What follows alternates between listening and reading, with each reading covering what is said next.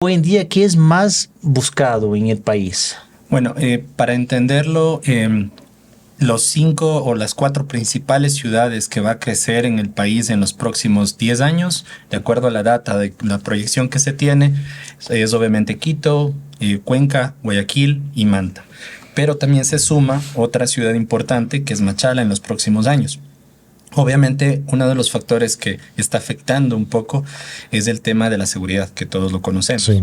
Sin embargo, si aterrizamos un poco acá a nivel de la ciudad de Quito, pues obviamente el centro norte es constantemente un foco de atracción de la demanda y obviamente también se mueve muchísimo y también está empezando a crecer el norte extremo. Norte extremo se habla desde el sector del condado hasta aproximadamente antes de llegar a la mitad del mundo, ¿no? Yo tengo ahí una consulta para profundizar.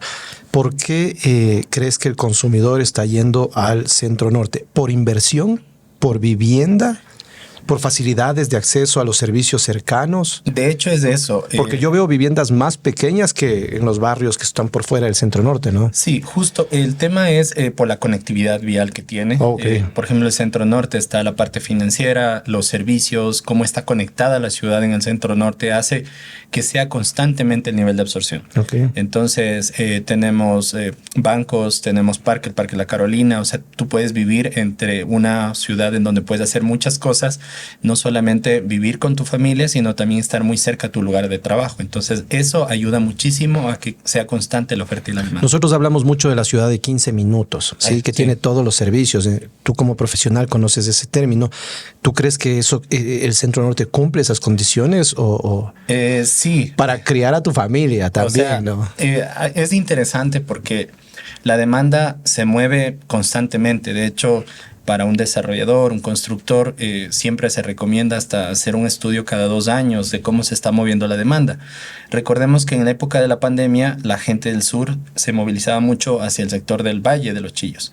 Pero ahora hay mucha gente del sector del Valle que empieza otra vez a subir al sur de Quito.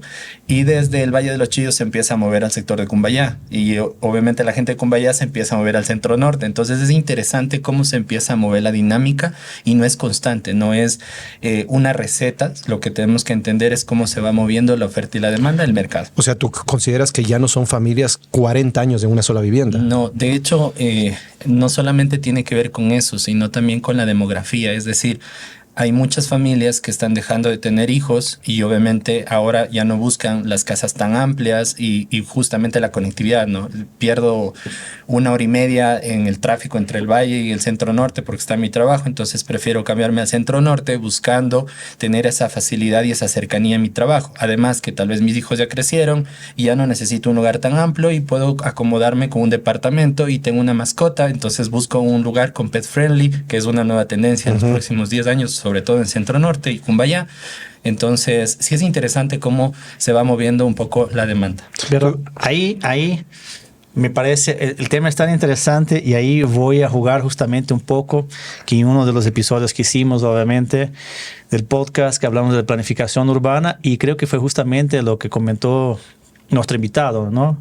Que lo que acaba de decir Alex, ¿no es cierto? O sea, cómo va cambiando hasta la planificación es compleja de hacerlo porque no sabes a dónde la población se quiere mover o no se va a mover. Porque Mira que la planificación urbana en Quito nos mencionaba en un capítulo que se hace cada 12 años con el PUCS. Así y ahorita es. Alex nos menciona que se recomienda hacer una investigación de mercado cada 2 años. Más específica para la localidad donde va a desarrollarse el producto. Ajá. Es decir, que la normativa no está a la velocidad que está moviéndose el consumidor, ¿no es cierto? No se mueve a la par.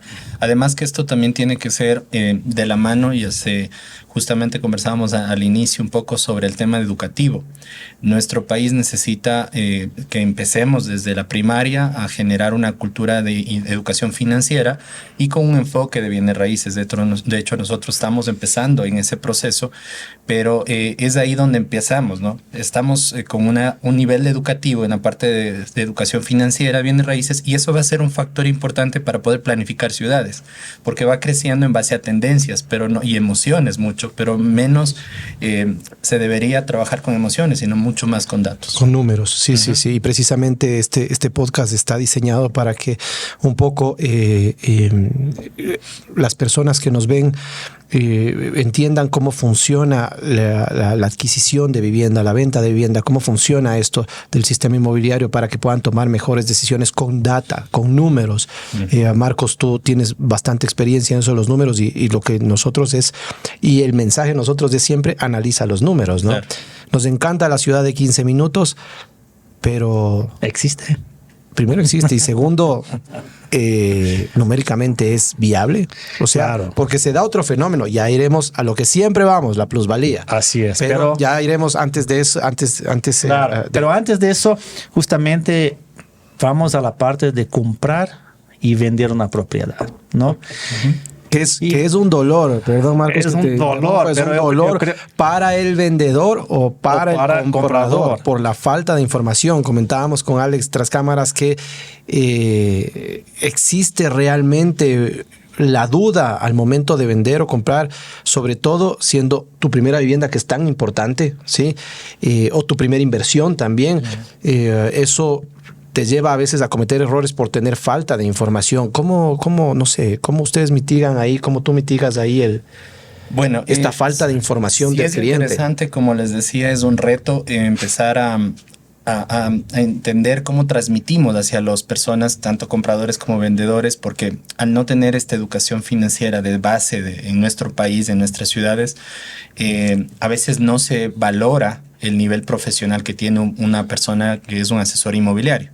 Este asesor inmobiliario tiene ese gran reto, llegar al comprador y llegar al vendedor, pero de una manera muy profesional. Me explico de mejor manera. En el caso de un vendedor, le mueve mucho las emociones. Entonces, obviamente puede ser que una casa diga, mi casa cuesta $150,000 porque le puse una puerta, no sé, De 8 bañada en oro. metros, de 8 metros. Porque bañada en creo oro. que eso cuesta. Creo que eso cuesta. Porque la del vecino está en Más o 140. menos, más Entonces o la mía tiene que menos. ser más cara que la del Exacto. vecino. Sí. Entonces ahí viene ese gran reto de que esa expectativa. Sentimental. Exacto, la emoción. Entonces viene esa expectativa de cómo decirle no es así de una manera tan profesional, es con datos. Y justamente también viene el campo del comprador, ¿no? La persona quiere comprar, de ser posible, a casi valor cero, pero realmente es ahí donde encontramos un equilibrio y el asesor inmobiliario juega un papel fundamental en ese proceso. Como asesor inmobiliario, ¿analizan ustedes profundamente la data, los datos? Sí, hay una ventaja. Bueno, nuestra empresa tiene alrededor de 9,500 propiedades en el sistema propio y eso nos permite identificar cada vez que se va cerrando las propiedades, tener un dato real de cuánto es las propiedades del valor de las propiedades cercanas o parecidas en esa localidad. Entonces, por ejemplo, si hay una casa en el centro norte, en el sector se me ocurre en la Kennedy, entonces encontramos casas parecidas y podemos visualizar cuál es el valor promedio de venta que se hizo hace un mes o unos 15 días y se les muestra a los clientes justamente el precio que recomendamos. Es un análisis comparativo de mercado. Ok, un ACM. Ajá, ¿Te acuerdas un que ACM? hablamos de unos ACM, episodios? ¿se acuerdan cómo se ACM, hace? O sea, ya estamos hablando de técnica en el análisis Por supuesto. para el agente Ajá, inmobiliario. por Sí, excelente. O sea, lo que hace el agente inmobiliario ahí, obviamente, es coger todo lo que se vende en esa zona, ver el precio del metro cuadrado y tiene más o menos un precio promedio. Porque lo que acaba de decir Alex es muy buena idea. Muy buena idea no, es la realidad. El vendedor quiere porque fue algo que le dio algo sentimental. Entonces va a decir, cuesta 150,000. El comprador va a decir, yo pago 120,000. Exacto. Y el precio de mercado es 130. Entonces, lo que se debe vender es a 130, ¿no es cierto? Encontrar el punto de equilibrio en donde las dos partes estén de acuerdo, pero con datos. Ok, Eso es. pero yo he visto ahí, y ahí es algo interesante que habías topado, un tema interesante. Muchas veces el vendedor quiere hacer, muchas veces piensa que es fácil también vender. Claro. Y me voy a economizar ese 3%, 4%, 5%, dependiendo obviamente de la inmobiliaria o quién lo hace, ¿no es cierto? Y he visto que muchas veces la persona que quiere vender no tiene esa noción, cree que su propiedad vale tanto, ¿no es cierto? Un precio de $150,000. Y existe mucho ese término que queimó la propiedad. Explícanos un poco más de ese queimó la propiedad. Bueno, eso es un término que utilizamos mucho a nivel ya de inmobiliario, pero es súper fácil de entender.